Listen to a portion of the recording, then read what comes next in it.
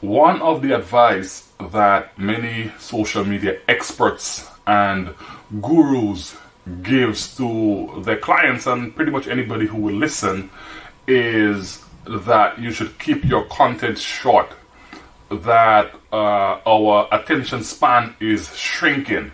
Our videos should not be more than 45 seconds per minute because nobody watches beyond that. That our captions on social media needs to be short, 1 to 2 paragraphs, because nobody reads beyond that.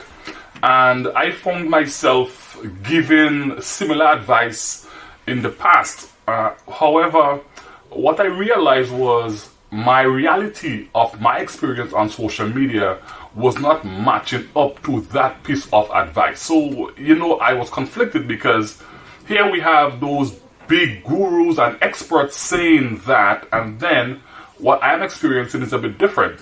When we launched I Am Grenadian, our videos were on Facebook like 5, 6, 7, 8 minutes, 9 minutes long, and they were getting thousands of views, thousands of shares. Our stories, 500 word captions, and thousands of shares, views, comments, engagement, everything. And so for me, I realized that I needed to sort of change my approach and change the advice that I was given.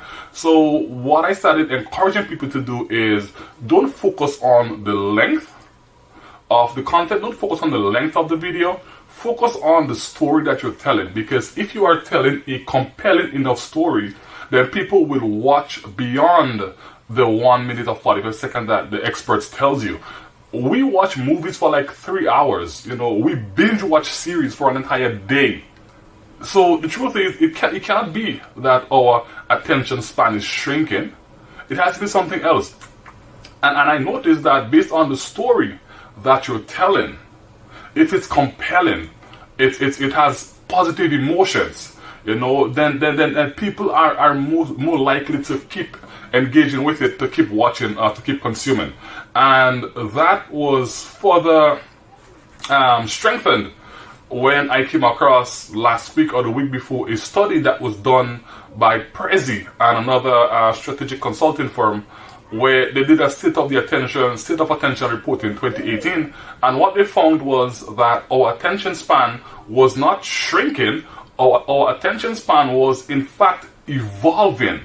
And in order to make your content, in order for people to consume your content more, they encourage you to be more visual, tell more stories. So ultimately, some of the things that I knew and I felt deep down.